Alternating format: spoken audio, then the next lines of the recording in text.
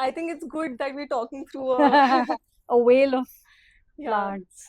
Okay. Again, I think today also our conversation went very nice. I would love to have more insights. Hello and welcome to the next episode of Archilogues, the podcast where we bring to you some very, very interesting architects and very interesting journeys and stories. And today, my guest is Kaushikee Singh. She's an architect, a young architect, and I happened to visit this beautiful place which is called Coco Lab, which is Coffee and Collab. And I was totally in awe of this space, and I felt intrigued enough to bring her as a guest on my podcast and ask you and understand from her what her journey has been, how she'd set up this place, and we'll show you those little details that she's incorporated, how she's kind of going about it. So, Kaushikee, welcome to the podcast. Thank you so much for having me here. And if you could give a very quick, sort of preview of what your education has been so far. Yeah. So I really feel that I've had a very interesting journey to say, and it took me a while to actually be okay with the journey that I've taken. So I'm an architect by profession. I was deeply passionate about architecture. I also was striving towards working towards climate change and sustainability, and I wanted to be an architect since sixth standard. But I have also done my MBA from ISB Hyderabad in finance, that too. So it just took me a little while to understand and be okay with living in paradoxes, living in between, balancing my creative side along with my logical side. And that is how my journey has been. Yes. Okay. So how is your journey as an architect different from what other architects do? So, besides your master's, which is a finance-based master's, I believe, but you didn't get into a regular practice at all after that. Is that right?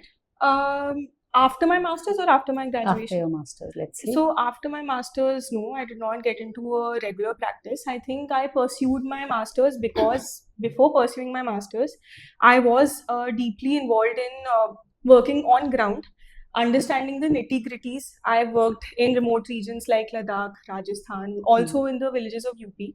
And I slowly understood that my meaning of architecture was driven more from empathy and also working for the planet. And I suddenly realized that maybe I'm not able to scale and get the scale to the people who deserve it the most. Okay. Architecture, I understood, especially after moving into a city, that it has sort of become more for the privileged. And maybe I myself have to be at a stakeholder position to be able to get my thoughts across and actually reach out to the underserved areas. So that is how I planned on doing my MBA. My entire motive was just to scale my own beliefs and reach to the people who wanted the most. That's a very interesting vision, and you're very right. Actually, architecture as a service is largely availed by those who are more privileged in the society, yes, who also understand the formal concept of design. Most of the people who may be living in villages or people who, everybody works with design. Even a design which has not been termed as a design is also a design, right? Yeah. So let's understand the material, right? I find that you use clay a lot in this space. Let's say, how did clay happen to you? So, and what does it mean to you? Yeah, I think it's a very interesting journey, and it took me a while to actually self-reflect and think about this. So I feel my architecture journey since college time has been really governed by my drive for materials. And then I reflected back on it, and I understood that a lot of us are shaped by our childhood unknowingly. So my mother, she used to take me to Kolkata every summer vacation. My nanny's house was there. Kumartoli is one village where the idols are made. So it was 5 minutes away from my nanny's house, and I used to just sit there. Used to work with the artisans a lot. I also have a Rabindranath Tagore that I made in 6th, 7th standard. Oh, wow. And one of the most intriguing parts about that entire space was that the clay, it's being used to create something. Then at the end of the day, it's going back to the place where you have to collect the clay back from. It's not a burnt clay sculpture, rather it's an air-dried sculpture.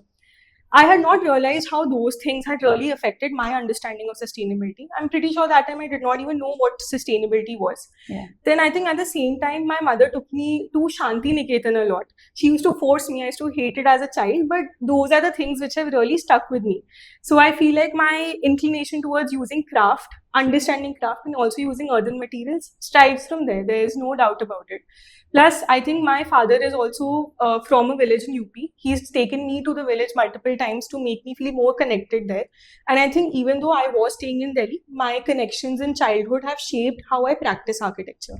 And throughout my journey in architecture, my curiosity of materials has taken me to different places because it was just I wanted to know more about the materials and I traveled to those places. And one very interesting insight that I have that I practiced in Rajasthan, which is a hot and dry desert, and at the same time I practiced in Ladakh, which was a cold and dry desert. In both these areas, there's a clay which is being used. In one area, it is known as multani mitti, which is used to make catchment areas for water bodies. And in the other area, the same chemical clay is known as Archilogues, which is used to line the roofs on top so that the water doesn't percolate inside.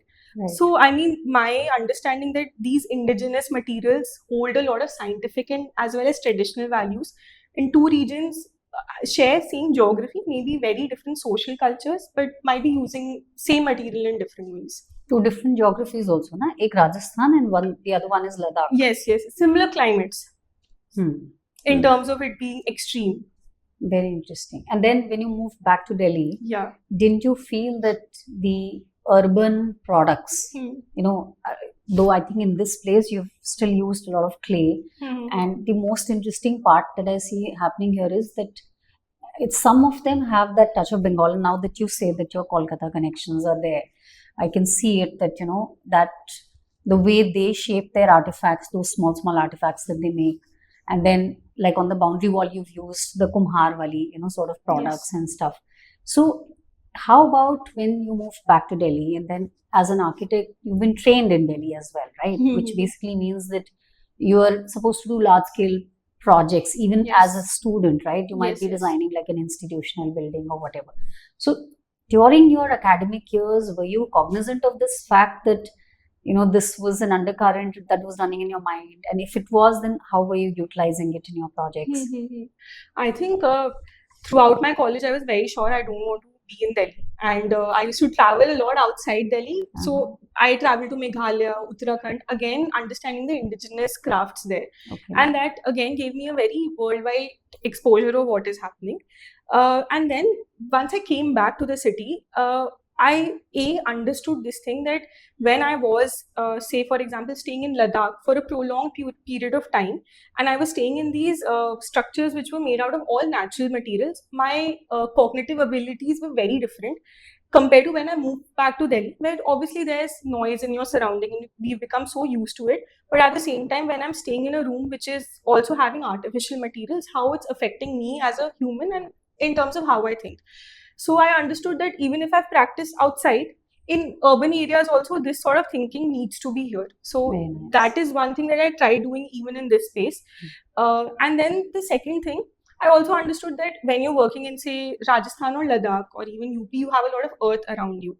That earth can easily be used for construction or line finish can easily be used. But in Delhi, I understood rammed earth or working with earth just doesn't make sense. There is no earth around us. And when people are practicing with rammed earth in Delhi, they're mostly using sand. So in terms of sustainability, where are we striving for? So, and then I understood in Delhi, the biggest resource around is the waste. We see waste everywhere, it's generated every day, and somehow that waste goes off the city to be in these remoter regions. So why not try and use the waste as much as possible? So this is one principle that I developed, and I understood it's good to evolve how you're thinking about materials depending on the context. Very nice, very nice. So let's say, for example, I'll pose two hypothetical questions to you. Let's say if I were to ask you to work with a very, very different waste material. So, for example, in cities, construction and demolition waste, जैसे हम कहते हैं C&DS waste, is a large volume of material. जिसमें से metal, which is maybe rusted saria or whatever is metal is one, and the other is your demolished concrete, right? Which is large chunks. A lot of times people use it for filling and stuff like that. And otherwise, nowadays, there are a lot of products which are being manufactured, right? Which is refurbishment or, sort of recycling all of that C&D. In fact, it might interest you to know that there is a construction-based sand which is available now because sand has become rare. Yes. Even in the cities, it's difficult to source sand for construction. So CNDS based ki sand is sold now.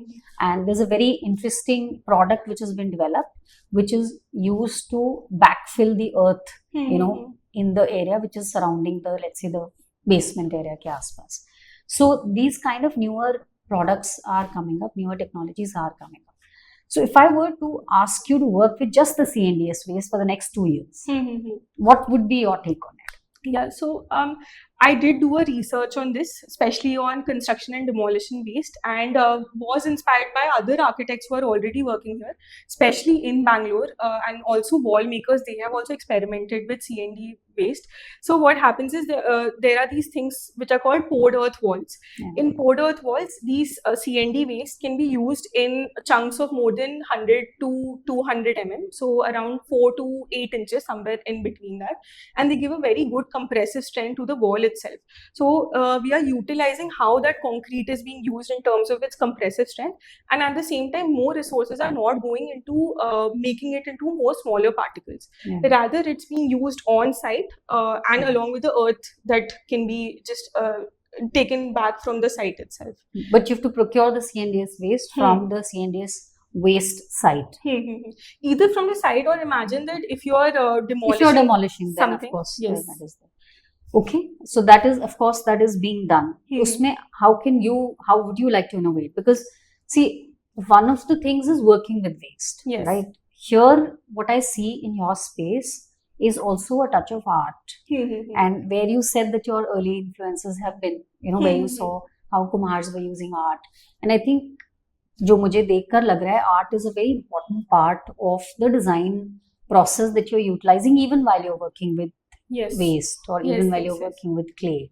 So what would your take be? Of course, these products are there in the market. Yes. Which I actually have few samples right here in the office. So we had made those samples along with my colleague 1 year back, and we had tried using a lot of agricultural waste as well. And we had given a proposal where we are going to use those walls for boundary walls. So we were trying to make a more modular and a standardized product out of it, which can be used in highway boundary walls or somewhere where the impact might be way higher and you need that sort of compressive strength. But I think the question that you're asking me about me also being in between of, standardizing and modularizing things while also being very inclined towards craft is something that I'm questioning myself as well. Because as much as I like craft, I do understand the process of craft is slow. It is something that should take a lot more time, and it is something that should be appreciated. Someone put it across very recently to me, again my mentor Hukum Sharma, who has also helped to design this space. He was telling me about this entire principle of being a kala premi. You might not yourself be a artisan, but you're a kala premi where you're trying to promote these things. And doing that is very important. But at the same time, whatever product you're building, is it also reaching to the people who want it? And often, that's a very important thing, because you started your sort of sharing with that I want to take all this back to those people. Yes. So how are you tying that in? I think one way of going back to the people is also optimizing the cost. Our entire country also works on economies, and those people they need something which is comfortable. I mean, and to make them achieve that level of comfort, whatever I'm providing to them also needs to be cost optimized. And one way of doing that is standardization. But at the same time, how the craft and how the human touch is going to be involved in that, I think I'm also still trying to figure that aspect out. Fair. I think that's, and you've just started out, and especially you were just sharing about this prefabricated, sort of modules that you're trying to develop. So I'll come to that towards the end. But my second question will be, let's say, for example, if I tell you that you have a choice of working only with clay, only with mud. Yes. And then that person who's specializing in understanding, or you have the deep understanding of the different kind of physical and chemical properties of clay or of soil from different regions of the country. And like, for example, in Rajasthan, you said because it's so sticky, that clay, that it can be used for waterproofing. Yes. And you add something, it doesn't crack, and stuff like that. Whereas if you look at some other region, something else may happen completely different from that. It could be created, it could be utilized to create art in some region, while in other regions it may not actually. Yes. So if you look at, let's say, the alluvial soil, it has a very different binding capacity than let's say the south, sort of laterite soil that it has. What would your take be? Like, let's say if I tell you for the next 2-3 years, you limit yourself to clay. Hmm. I think I'm not very sure if I would be okay with limiting myself to clay, because I think one of my personal journeys have always been using multiple things together, how these Okay. multiple aspects fit in together, because I've understood one thing cannot fit all the things.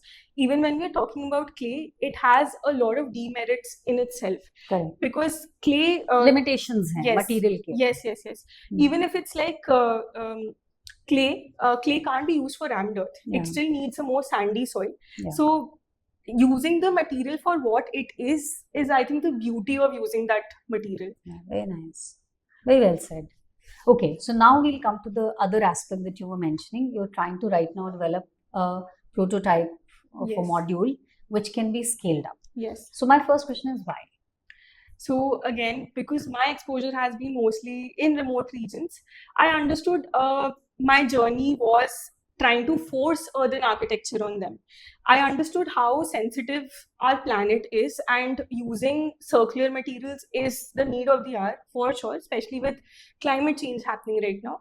But at the same time, sustainability is not just limited to our planet, it's also related to people. And those people were not able to utilize those earthen structures, especially in remote areas. I think while working in these regions, I understood the quality of construction was not as great, because earthen architecture requires a lot more uh, inputs from humans, and humans are more tending towards making mistakes, so that might just happen. Second is also the increased cost which might happen there, and when as soon as the cost increases, those structures are not able to reach to the people who want it. So let's say, for example, if you look at Himalayan sort of towns, their clay is not the material, stone is the material. Stone and timber is something that they utilize, and that's very sustainable. It's local, it's not imported from anywhere. Why are you not thinking about that, for example? So I think with the current onset of climate change, as much as I'm still a promoter of using natural materials and building buildings which are slow, but with the current cloud bursts which are happening, there might be just an immediate need of shelters which need to be deployed there as soon as possible. And stone and wood might not be able to cater to that need. But I wouldn't say that what I'm trying to maybe productize in terms of an artificial material being introduced in the environment is the only solution. It is a solution which might just fit the scenario right now for a certain section of the community. But at the same time, I think holistically, we should all still be promoting slower buildings, buildings which are built using natural materials. And I think the biggest principle of sustainable architecture is a building which is not built. So, I mean, sticking to that ethic, but at the same time, understanding that human comfort is also something which is needed, and how we can balance this, the need of the planet along with the need of the humans, is something where we might find the opportunity to actually do something beneficial for both people. So, see, a lot of students I find listen to the podcast, right? And I think students these days may want actually to be learning from, like an approach that you've taken. You're young yourself, and still you're bold enough to experiment with a newer material, or you're also looking at how innovatively you can use the same product and stuff. So, how would you sort of collab with students, or how would you guide a student who is totally confused, who may be in, let's say, second year, third year, faculty is trying to give them a lot of yarn on, ठीक है, they are understanding how metal can be used, or how brick can be used, how timber can be used, but on how they can own this entire process of starting out with some conviction and just going ahead and building something, or going ahead and taking a route. I'm not sure if I'm the right person, but I will still answer it the way that maybe I feel like I have structured out my process, because I also used to be very confused, and slowly I understood there are two things which are driving whatever I'm doing, and they're tying up my different aspects of journey. One of them has been obviously my passion for sustainability. I wouldn't even call it just architecture. It was just a bigger purpose than myself of giving back and working for empathy for the planet and for the people. And second is a sense of curiosity. My curiosity came from materials, and if you don't have a sense of curiosity, you will not question what you're doing. You will always be following instructions. So raising those questions is very important, and those questions will help you make an interconnected path of different things, and they will lead you somewhere. You just have to go with the flow with, according to me at least, a passion for what you do and a sense of curiosity for at least one thing that you believe in. Very nice, very nice. I hope that you're able to sustain this journey Yes. of sustainability for long. Yes. And from what you've created, it seems like it's a fantastic start. I love how it has been put together. I really enjoyed discussing with you your journey so far and how it has shaped you. And I think you're still at that cusp where you're still trying to understand what next direction Yes. I should take, and maybe you want to productize it, maybe you just want to keep it organic as it is. You might want to do larger projects with a similar sort of ethos, or Yes. you might want to sort of create a small space for yourself which is handling a certain scale, but you might want to also take it to the masses, like you said in the Yes, beginning. And I yes, hope yes. that you're able to genuinely directly do that, so Hmm. that you can see those benefits firsthand. So thank you so much for joining in, and I hope our listeners will be able to find Yes. value in what we've discussed. Archilogues by itself means architectural dialogues, architectural monologues, and I think this is an important dialogue which needs to happen with young architects today, especially. So thank you for listening in, and the place is called Coco Lab, Coffee and Collab. It's in SDA, South Delhi. If you're around, do drop in. Kaushikee will Yes. mostly be here. She'll be happy to meet you. And thank you for joining in. I'll share her contacts if you reach out to me. Thank you.